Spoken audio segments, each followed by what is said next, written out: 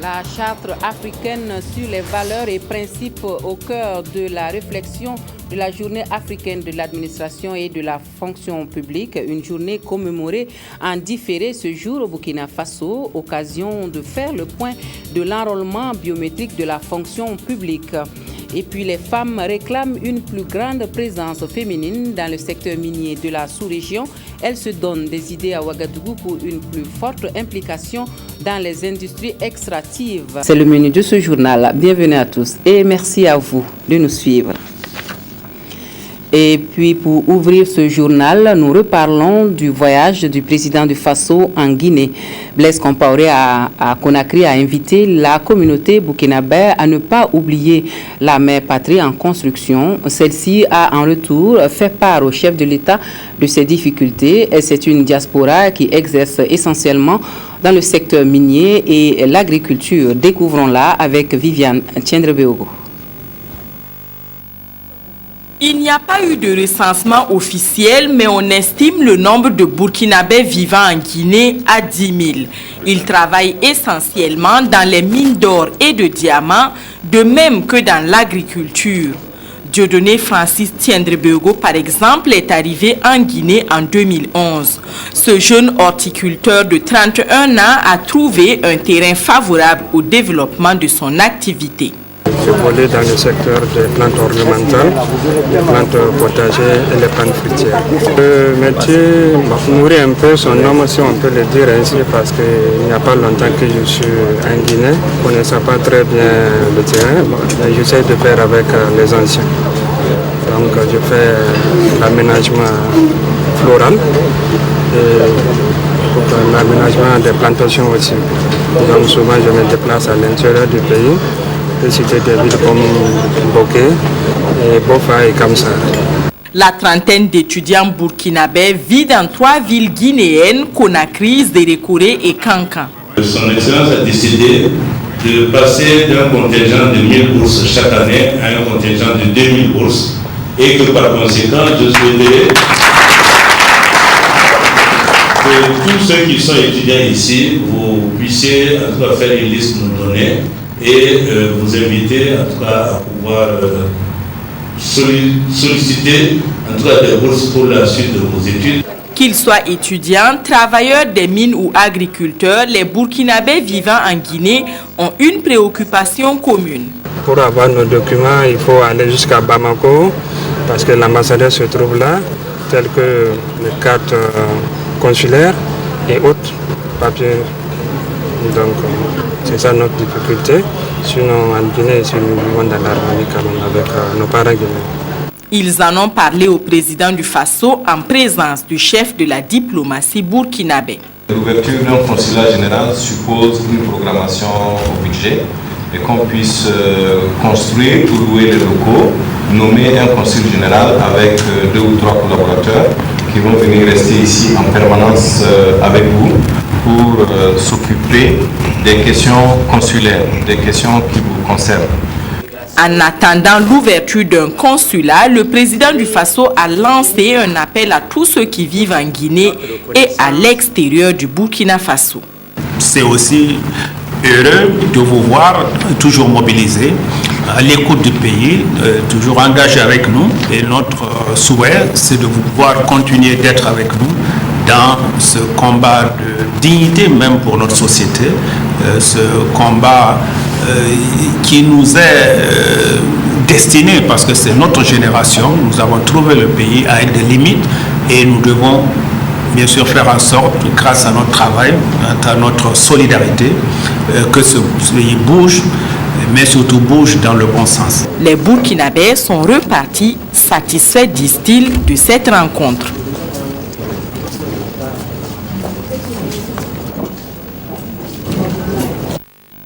Et au Burkina Faso, la commémoration de la journée africaine de l'administration et de la fonction publique se fait avec un léger différé. La journée célébrée le 23 juin donne cette année le prétexte aux acteurs de mûrir la réflexion autour de la charte africaine des valeurs et principes de la fonction publique et de l'administration pour une meilleure gouvernance. Au point d'orgue des activités de cette journée, le lancement de l'annuaire statistique de la fonction publique.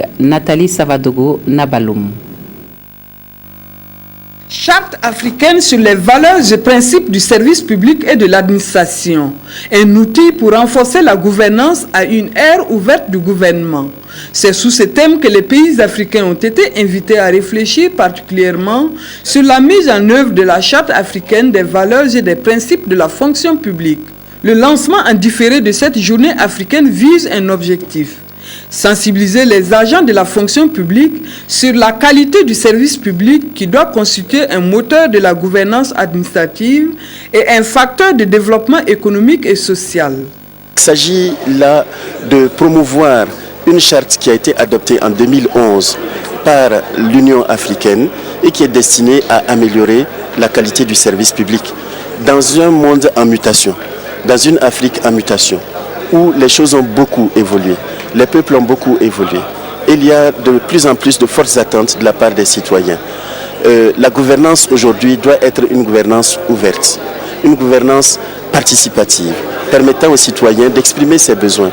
Même une gouvernance aussi fondée sur une charte de qualité, la qualité du service public, afin que le service public soit à la fois un moyen de renforcement de la gouvernance, un moyen de développement économique, mais aussi un moyen surtout de service du citoyen. Une occasion pour le ministère en charge de la fonction publique de mettre à la disposition des administrations publiques, des usagers et des partenaires 3 ouvrages qui vont leur permettre de s'informer sur l'état de l'administration et de la gouvernance dans notre pays. Il s'agit de l'annuaire statistique de la fonction publique, du rapport sur l'état de la gouvernance au Burkina Faso en 2012 et de la mise en ligne du répertoire et adressage des structures publiques. Et où en est-on avec l'enrôlement biométrique de la fonction publique? Organisé en 2012, il a été prolongé en 2014 et le ministre Vincent Zakané a saisi l'occasion de la journée africaine de la fonction publique et de l'administration pour faire le point de l'opération aux journalistes. Suivant Nathalie Savadogo Nabaloum. 140 077 agents de la fonction publique ont été à ce jour enrôlés. C'est la principale information de cette conférence de presse.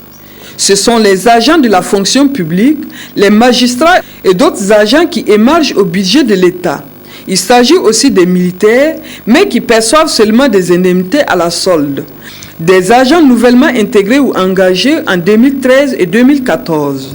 Sur cet ensemble, il y a plus de 130 000 qui sont en activité. Donc sur les 10 000 et quelques, il y a un certain nombre d'agents qui sont dans les positions les plus variées. Certains sont dans les ambassades, d'autres sont en stage à l'étranger, d'autres encore sont dans les opérations de maintien de la paix, et d'autres sont en disponibilité ou en suspension de contrat. D'autres encore sont dans des situations qui ne sont pas encore clarifiées, que nous devons nous employer à clarifier. Pour ce qui est de la base du système intégré de gestion des agents et personnels de l'État, SIGASPE, il y a environ 10 000 personnes qui ne sont pas enrôlées. Parmi ces 10 000 personnes, évidemment, il y a différentes situations qu'il faut parvenir à clarifier. Le système permettra désormais de faire une interconnexion avec le SIGASPE et avec le fichier de la SOC, ce qui est fait. Aucun agent qui entre dans la fonction publique ne peut être engagé ou intégré s'il n'est au préalable enrôlé. De même, aucun acte concernant la gestion administrative des agents ne peut se faire si les agents ne sont pas enrôlés. De même, aucun agent ne peut être payé pour son salaire s'il n'est au préalable enrôlé. Ceux qui ne se sont pas enrôlés à ce jour ont vu suspendre leur salaire pour pouvoir justifier leur non-enrôlement. Pour ceux qui ne pourront pas le faire et qui auront perçu des salaires ou des indemnités, des investigations seront menées conformément au texte en vigueur, d'où l'appel du ministre Zakané.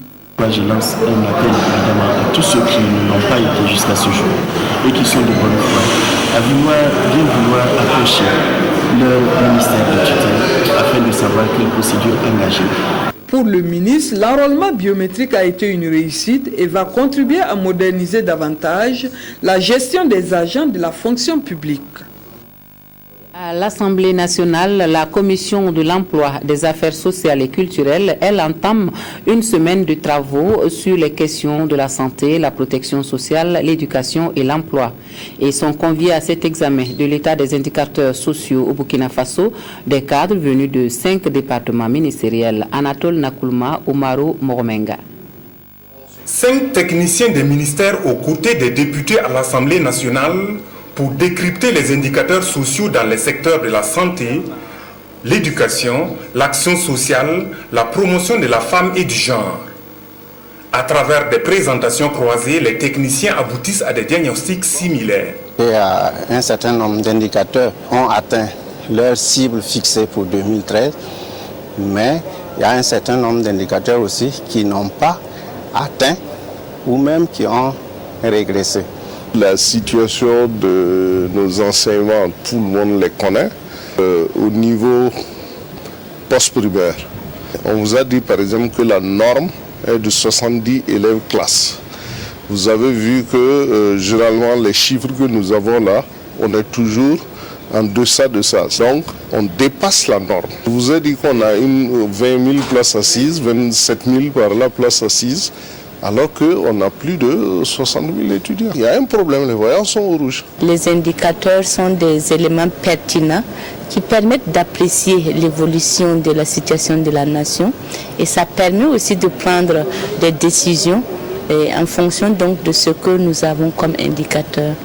Et en lien avec les indicateurs relatifs au genre, nous avons essayé de donner les taux aussi bien de scolarisation des filles et des femmes, le nombre de femmes au niveau du gouvernement, au niveau du Parlement, au niveau des institutions. À l'issue des échanges, les députés tracent mieux le tableau de bord de la situation sociale au Burkina Faso.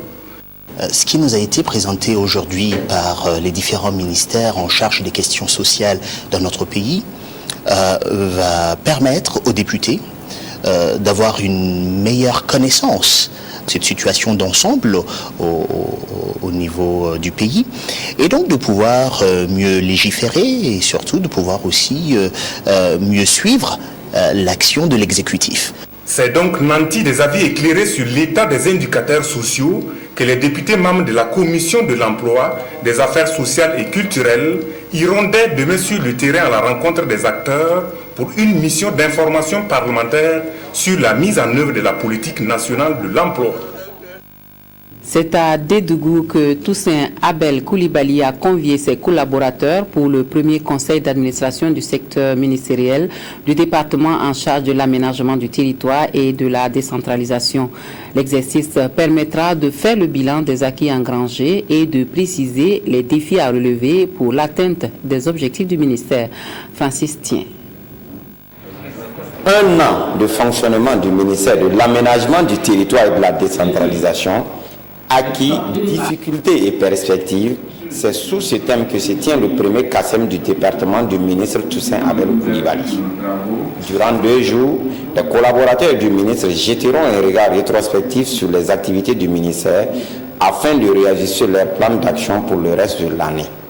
Après un an de parcours, c'est un bilan satisfaisant pour le ministre Toussaint Abel Koulibaly. Nous avons travaillé à mériter la confiance de ceux qui nous ont placés à ce poste, à savoir les plus hautes autorités. Avec les modestes moyens que nous avons pu accomplir la mission qui nous était assignée. Malgré ce satisfait-ci, le ministre est bien conscient des nombreux défis qui restent à relever. Il nous faut avoir une vision de la décentralisation, une vision prospective.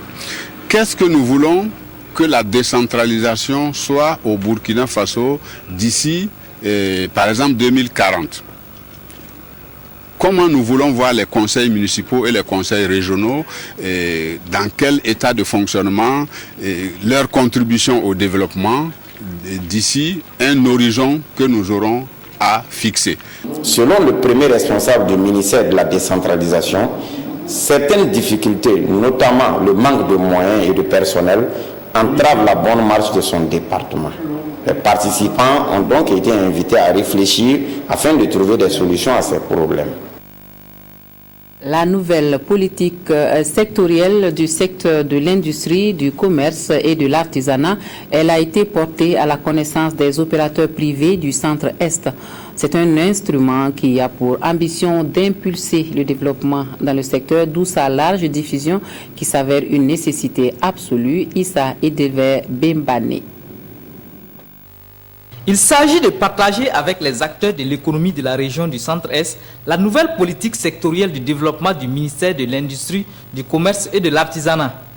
L'objectif de cette rencontre est de sensibiliser ces commerçants et ces artisans sur les nouvelles stratégies mises en place pour la promotion du secteur privé en général et celui de l'industrie et de l'artisanat en particulier.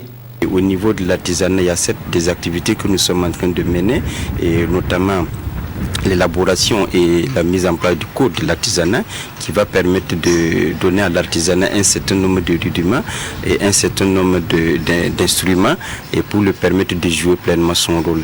Et au niveau du commerce aussi, il s'agira pour nous de voir aussi bien à l'interne qu'à l'externe qu'est-ce qu'il y a comme activité que nous pouvons mener et d'une manière ou d'une autre pour d'abord protéger les consommateurs et aussi travailler à pouvoir exporter nos produits. Cette campagne d'information vient à point nommé pour ces acteurs locaux qui ne ratent pas ici l'occasion de poser leurs préoccupations. On ne sait pas si c'est pour au moins accompagner les commerçants, les sensibiliser et puis les former en même temps pour que notre commerce là puisse au moins se développer. Nous sommes toujours dans les anciens modes de travail, alors qu'actuellement, il faut rénover. Il est bon aussi que cette politique sectorielle s'adapte aux réalités du terrain, c'est-à-dire au niveau du Centre-Est, que nous puissions percevoir les grandes orientations et que les acteurs soient sensibilisés sur les actions qu'ils doivent mener pour permettre la création de richesses. À l'issue de cette rencontre, chaque participant devrait être mieux informé sur le nouvel organigramme de leur ministère et le rôle que doit jouer chaque acteur pour un développement harmonieux.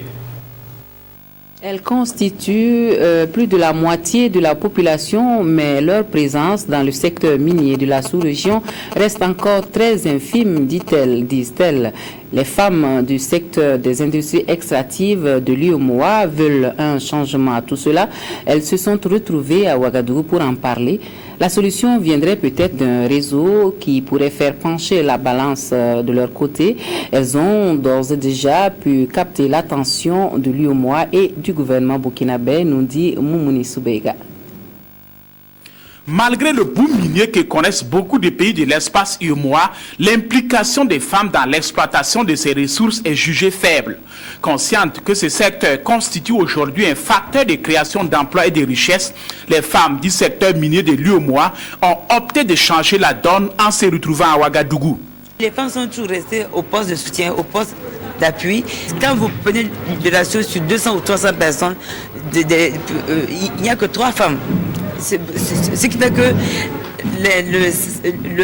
la présence de la femme dans les industries extractives est négligeable. Alors que, bon, comme on le dit souvent, il y a aussi un certain nombre d'activités qui se développent tout autour des mines que les femmes peuvent embrasser.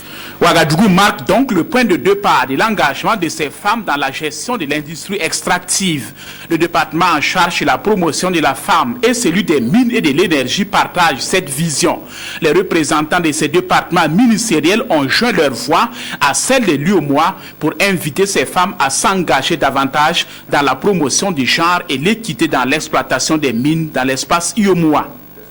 Sur le plan des emplois directs, environ 6 000 personnes travaillent actuellement dans les mines au Burkina Faso et bénéficient généralement des niveaux de rémunération confortables.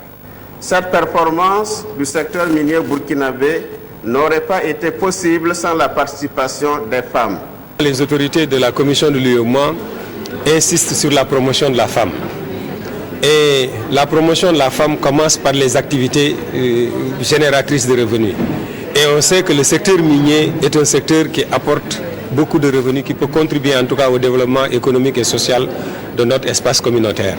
À cette première rencontre, ces femmes du secteur minier de l'espace UEMOA envisagent dans leur agenda de mutualiser les expériences et de mettre en place un réseau dans le but de mieux contribuer à une gestion efficiente des ressources naturelles. L'actualité verte de ce journal, c'est le mois de l'arbre 2014 de l'armée qui a été lancé ce jour et qui donne le top de départ à toutes les régions militaires de Burkina Faso pour planter 2000 à 20 000 arbres cette année. Le coup d'envoi de la campagne de reforestation des forces armées nationales a été donné ce matin dans les locaux du ministère de la Défense nationale et des anciens combattants en présence de Sié Sylvestre Bda. Quelques conseils d'usage à la troupe mobilisée, suivis de la mise en terre d'un premier plan par le représentant du ministre de la Défense nationale et des anciens combattants, et c'est parti pour la campagne de reforestation 2014 des forces armées nationales. 1000 arbres vont être plantés ici, sur le site du ministère de la Défense, et 20 000 arbres dans l'ensemble des régions militaires, aériennes et de gendarmerie, et dans toutes les garnisons du Burkina. Une expression du devoir de mission pour la Grande Muette de manifester sa volonté et son engagement de s'impliquer dans la gestion durable de l'environnement. Le développement socio-économique du Burkina fait partie aussi de l'une des missions des forces armées nationales. C'est en ce sens que nous plaçons notre participation au mois de l'arbre décrété par le gouvernement. Il est reconnu aujourd'hui que les changements climatiques ont un impact très négatif sur notre écosystème et de notre côté aussi, nous souhaitons justement combattre ces effets négatifs-là. Le bilan fait par l'armée de son mois de l'arbre 2013 fait ressortir un taux de réussite de plus de 70%. Un taux satisfaisant, mais les ambitions pour 2014 sont encore plus grandes. Et pour cela, les militaires entendent renforcer les actions de protection et d'entretien des plans. Et à Koudougou, les acteurs des bassins hydrographiques, eux, ont eu 2 jours pour faire connaissance et définir des actions communes pour une mise en œuvre efficiente de la gestion intégrée des ressources en eau. L'ambition à terme, c'est de donner une plus grande visibilité à cette direction. Jonas Wamba. Cette rencontre de concertation des acteurs en charge de la gestion intégrée des ressources en eau vise à impulser davantage l'accès des populations à l'eau potable, à promouvoir de manière durable la réalisation des grands aménagements hydrauliques afin de résorber le déficit en eau. Il s'agit ainsi pour les participants d'échanger sur les synergies d'action et les stratégies à développer pour capitaliser et harmoniser les expériences dans l'atteinte de ces objectifs. La direction en charge des bassins hydrographiques a en charge de voir comment elle va effectivement sensibiliser, informer tous les utilisateurs pour qu'il y ait assez d'économie d'eau, parce que c'est une ressource qui n'est pas renouvelable parce qu'on a un pourcentage qui est connu, c'est 3% au niveau mondial, et justement si c'est mal géré, les conflits pénètrent justement de ce manque de gestion. Selon les données de l'Organisation météorologique mondiale, une grave pénurie d'eau risque de se produire d'ici 50 ans et résulterait d'une mauvaise gestion des ressources d'eau, de la pollution croissante et de la poussée démographique. Les présents échanges s'inscrivent donc dans un souci d'anticipation de ce problème. Et le nouveau visage du marché à bétail de Niangologo lui fait pousser un ouf de soulagement à tous les acteurs de la filière bétail. Une réhabilitation à mettre au compte de l'UEMOA et de l'autorité du Liptako Gourma. Coût total de ce lifting, 100 millions de francs CFA. L'inauguration est intervenue le week-end dernier. Simplice Paro. La réhabilitation du marché à bétail de Niangologo vient donner un nouveau départ à cette plateforme commerciale qui a été touchée de plein fouet par la crise politico-militaire qui a secoué 10 ans durant la Côte d'Ivoire, principale destination des commerçants de bétail. Au regard de son importance pour l'économie nationale et sous-régionale, l'Union économique et monétaire ouest-africaine et l'autorité du Liptako Gourma ont conjugué les efforts afin de doter le marché à bétail de nouvelles infrastructures. Il s'agit notamment de la réhabilitation du système d'alimentation en eau, du bornage du domaine de 48 hectares et la construction d'un quai d'embarquement à la gare ferroviaire de Niangologo. L'UEMOA a investi pour cela 105 millions de francs CFA. Cette infrastructure rentre en droite ligne avec la politique agricole de l'Union. Et non seulement nous participons à relever le revenu du paysan à travers des transactions qui seront menées dans ce marché, mais aussi c'est un signal fort pour l'intégration sous-régionale. Avec ce marché à bétail réhabilité de Niangologo, le Burkina s'inscrit résolument vers le renforcement des capacités des acteurs de la filière bétail-viande. Dans notre politique de développement de l'élevage, il y a un axe principal qui concerne, l'amélioration de la compétitivité et la mise en marché.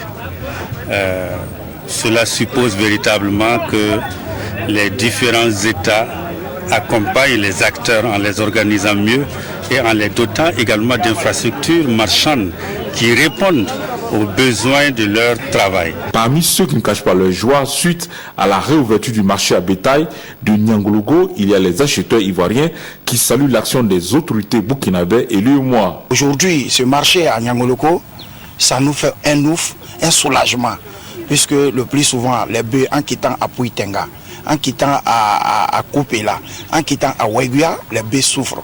Mais s'il y a déjà un marché terminal au niveau de Niangologo, ça sous-entend que ces bœufs-là peuvent se reposer dans ce marché-là et puis reprendre la route de la Côte d'Ivoire. Selon le secrétaire général du comité de gestion du marché à bétail de Niangologo, plus de 2200 bovins ont déjà été exportés vers la Côte d'Ivoire au premier semestre de l'année 2014. En politique, le Congrès pour la démocratie et le progrès, qui est pour le référendum, sensibilise ses militants et sympathisants pour une mobilisation dans ce sens. Le mot d'ordre a été entendu par les militants CDP de l'arrondissement 1 de Ouagadougou. C'était au cours d'un meeting de remerciement organisé le 19 juillet dernier. Touboum Evelyne Dabiri. Comme à l'accoutumée, c'est l'hymne du parti qui a été entonné dès le début de ce meeting du CDP. Un meeting organisé par les responsables du dit parti de l'arrondissement 1 de Ouagadougou en vue de réaffirmer leur engagement pour le référendum. Nous avons voulu donc organiser ce meeting, non seulement pour remercier les militants pour avoir répondu massivement à notre invitation, mais également pour faire dans la continuité, sensibiliser nos militants, parce que nous avons demandé en tout cas que le référendum soit fait au niveau de notre pays, et nous estimons qu'il est de notre devoir en tout cas d'informer, de sensibiliser les militants pour qu'au moment venu là, il n'y ait pas de problème. Cet engagement a été confirmé par tous les intervenants au nombre de 8, dont les représentants des anciens, des jeunes et des femmes. Aussi ont-ils interpellé tous les militants à voter oui pour un éventuel référendum. Le mouvement citoyen pour l'éthique républicaine apporte sa pierre à la construction de la République. C'est la dernière née des structures apolitiques au Burkina Faso et elle se donne pour mission de conscientiser les citoyens sur la notion de l'éthique républicaine.